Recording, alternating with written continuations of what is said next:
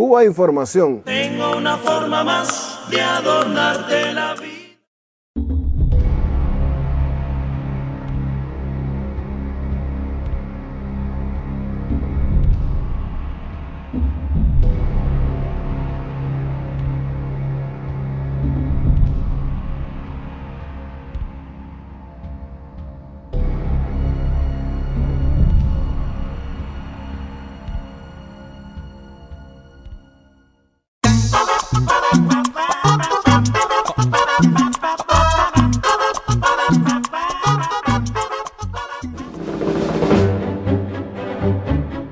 Robert Noriega, subsecretario de Estado en el gobierno de George Bush, ha confesado recientemente en un programa radial que en 2002 James Keyson fue enviado a La Habana como jefe de la Oficina Diplomática de Estados Unidos con un objetivo preciso: tensar aún más las relaciones con Cuba y provocar su expulsión de la isla.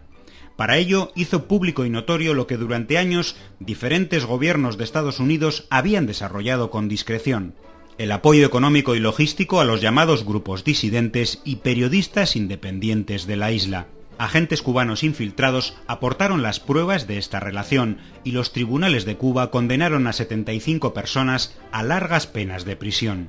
Ellos recibían su dinero y lo cobraban en cualquier banco, en cualquier lugar donde tú pudieras usar una tarjeta Trancar, yo también, por supuesto, pero cuando le sigue la pista al dinero, va a parar a la National Endowment for Democracy, a la USAID.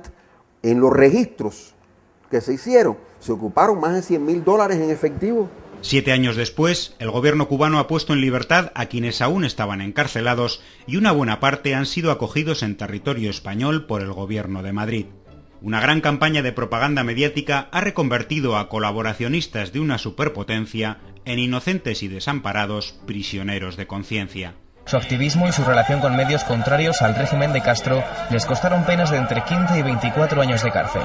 Para ello, los medios han aplicado la censura total sobre las verdaderas causas de su encarcelamiento en la isla: la recepción probada de fondos del gobierno de Estados Unidos y el trabajo a su servicio. ¿Por qué les encarcelaron, Pablo? Por ejercer el periodismo independiente. Ejercían el periodismo y los dos fueron condenados a más de 25 años. El periodista independiente Mijaíl Bárzaga, condenado a 15 años de prisión. En una de las innumerables apariciones en los medios, dos de los excarcelados, con la colaboración del periodista de Televisión Española, trataban de hacer creer a la audiencia que las pruebas acusatorias ante los tribunales cubanos habían sido la tenencia de una máquina de escribir y no los cheques cobrados. Aquí traigo las pruebas por las cuales el gobierno cubano me sancionó a 20 años de privación de libertad. Sí. ¿Qué pruebas aporta lapiceros, una máquina de escribir del año 1958, hojas en blanco.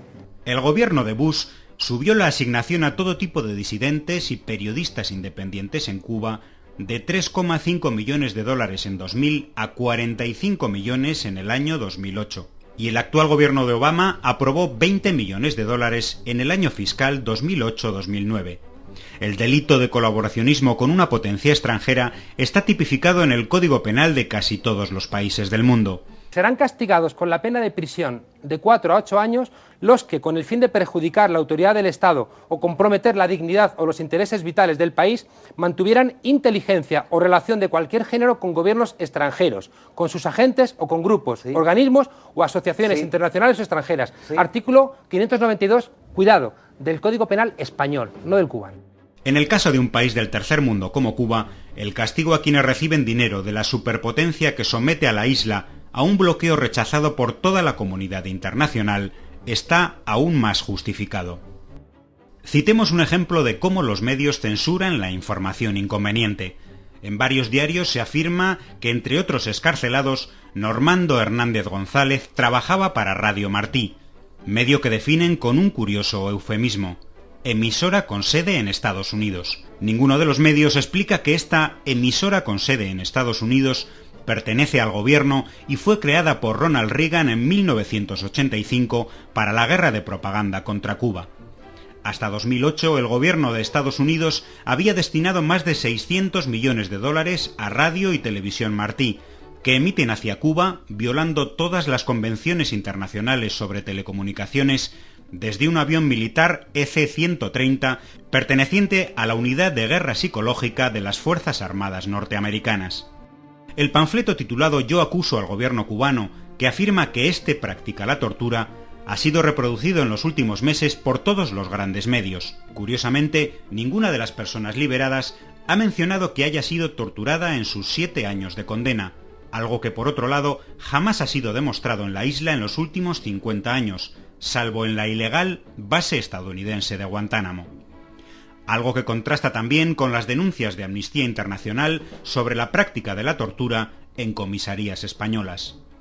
Los supuestos disidentes cubanos han aparecido con un saludable aspecto, a pesar de todos los intentos por dramatizar con respecto a su estado de salud. El periodista del canal 24 Horas de Televisión Española, en tono paternalista, le preguntaba a uno de ellos, Pablo Pacheco, sobre las consecuencias del encarcelamiento en su salud. Este finalmente responsabilizaba al gobierno cubano de una gastritis y una migraña. Pero usted antes me mostraba un parte médico de todas las consecuencias que le ha producido su tiempo de encarcelamiento. Por ejemplo, en prisión adquirí gastritis. A falta de denuncias sobre horribles torturas medievales, los medios han encontrado un filón amarillista en los detalles escatológicos vinculados a las carencias materiales de las cárceles cubanas. Y les voy a hablar claro como tiene que hablar una persona cuando tiene que decir la verdad. Con la mierda, señores, con el excremento. Al margen de dar o no credibilidad a estos testimonios, las deficiencias materiales de las instalaciones carcelarias cubanas son comunes a las de las prisiones de cualquier país de su entorno geográfico, donde el hacinamiento, la falta de higiene, el negocio de la droga o la violencia intracarcelaria son problemas infinitamente más graves que en las prisiones de Cuba.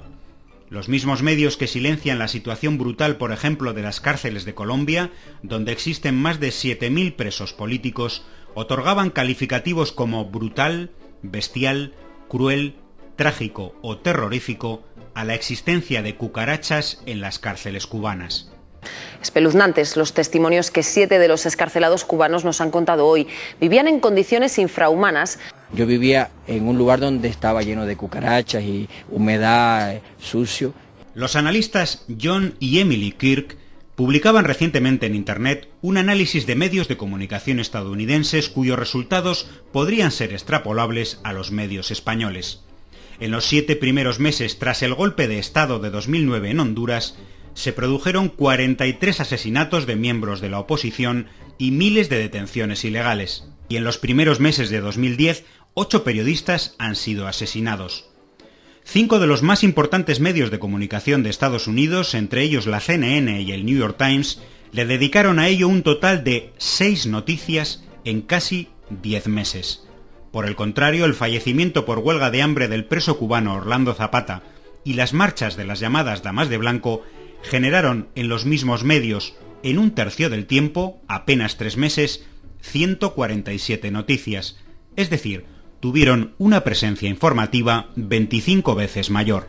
Muchas gracias. Gracias a la televisión española y en sí a toda la prensa en España, que ha sido, de verdad, ha sido muy buena con todos nosotros. ¡Mentiroso!